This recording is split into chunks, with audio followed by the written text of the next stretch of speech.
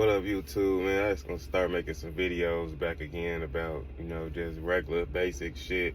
I don't want to be involved in those street politics and shit, but it's still gonna be basically based off the streets. But it's gonna be more so like lessons that come from situations.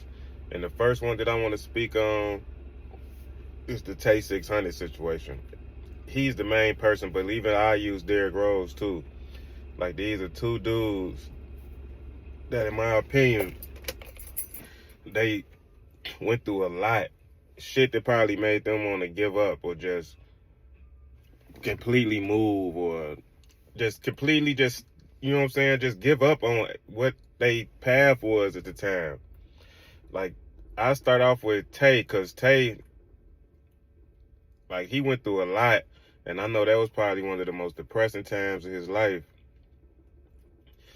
And during that time, like I say, I know just he probably was just ready to give up, ready to just question himself, questioning everything, everybody around him. But the situation that he went through was probably one of the biggest blessings that ever come in his life. But you just don't know that it's a blessing because it's stopping you from your path. But your path could be destruction. You on a destructive path that you think is a good path. You got to think at the time 600 was popping. This one of the top groups in America. They just internet known. They just, everybody who was in that main 600 O block, they no telling. They thought that it was probably just this.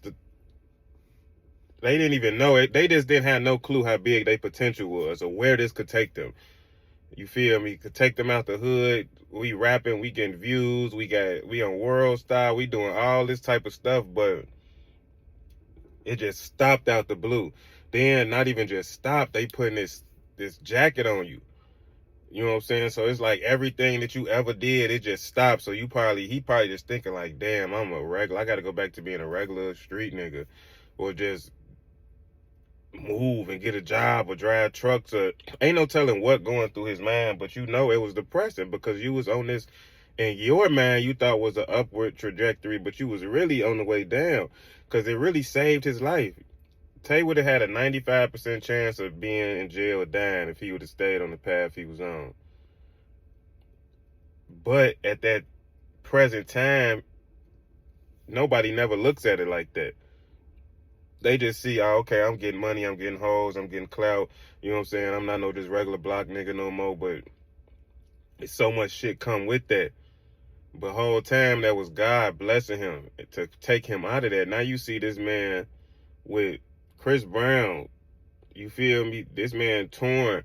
But the one thing, if I could tell Tay, if you watch this, just give you some advice, bro. Don't go back to the bullshit, bro. Because God took you out of it. He might not take you out of that shit again. Like, it's damn impossible for people. You 1 in a billion when it comes to street niggas, bro. Like, getting out of it and separating yourself. And I'm not saying leave your block alone and shit like that, but hanging outside on them blocks and shit, bro, I'm from the hundreds. I stay in the South Burbs. So I'm not from down there where y'all from. And I know how it is down there where you from. So I understand. You feel me? I got family down there. So I understand how it is when you one of them faces in the trenches. Especially in the neighborhoods you from, low end, 600 and shit. It's just bigger than anybody from outside of Chicago could, fathom. But you don't have to be hanging around them niggas, bro. Yo, I just see your trajectory in life so much greater than that, bro. And there's just so many hating and envious niggas out here, bro. Like, you never know who around you who don't like you, bro. Like, the shit just happened to me yesterday. It's this dude. I'm talking about this dude. That's crazy. That's what I'm saying now. But this is one of the guys who I grew up with my whole life since we was like 11, 12, bro. He got killed in 2022. And I'm the only nigga to be taking care of his daughter. Like, I be buying her clothes, birthday shit, Christmas, back to school. You know what I'm saying? I help, and I don't even go through his baby mama because I don't even want to contact her. I go through his mother. You know what I'm saying? And she used to tell me, like, man, all his brothers and other homies, they be making posts and shit, but you the only one that come through with actual shit. You feel me? I found out this nigga was stealing from me yesterday. like 3 years, 4 years down there after he died. Like, you feel me? So you just never know who around you, bro, who low key hating or envious of you. So that's why I just give you advice to just be careful. Don't turn your back on your hood. But even if you had to, nigga, fuck that shit. Look at Chief Keef and look at Derrick. Like, the hood don't love you, bro. Even if they act like they do. And it might be a part of the hood that don't. 99% of the hood might love you, bro. It might just be 1%. And that 1% will be the motherfucker who might not even do nothing to you, but just try. Now you got to react. And now you end up smoking this nigga or something. It don't always have to be you gonna die, a nigga gonna kill you, because I know you not no goofy. So, but just be careful, bro. But just take that shit as a blessing. And people in the trenches, just pay attention to the Tay situation, bro. The shit in your life that'll make you so depressed might be the best thing that ever happened to you that God doing for you. Time only a tell, bro. Sometimes it might take 3, 4, 5 years, 10 years.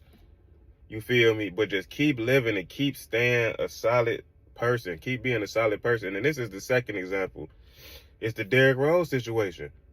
When he kept getting injured, you could just imagine he was thinking about like suicide and thinking about all type of stuff. Cause nigga, I'm the youngest MVP in the history of the league ever.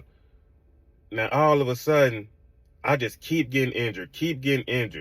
You feel me? So you did practice and did every single thing in your life to get to the position you at, one of the greatest ever in the history. You got the whole city of Chicago on your back. You know what I'm saying? You winning MVPs, you leading your team toe-to-toe against LeBron and then by yourself, but not by yourself, but against two of the greatest ever, LeBron and D-Wade. Like, then all of a sudden it just crashed down. Then you build it back up, then it crashed down again. Then you come, then it crashed down. You know what I'm saying? That's just like, I couldn't imagine the level of depression he was on. But it ended up being the best thing that could ever happen to him, bro, because you still came away with 200 million. 100 million from Adidas. You made 100+ million in your career. You probably made about 250. But like he said, the best thing that ever happened to him was getting injured because it kept him out of the circus.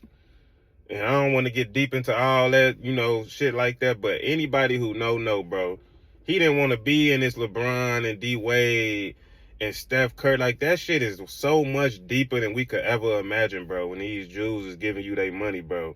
It'd be so much deeper than you could ever imagine. But at the end of the day, the worst thing that could ever happen to him turned out to be the best thing that could ever happen, that ever did happen to him, because it saved him. God knew Derrick Rose was a good dude spiritually and where he came from.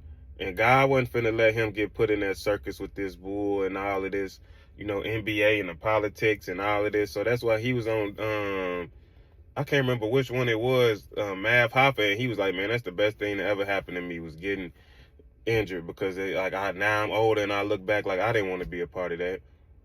But just to close it out, I just want to tell people out there, when something going bad in your life, just push through, man, because the stuff that's going bad in your life might be the thing that end up saving you in the long run.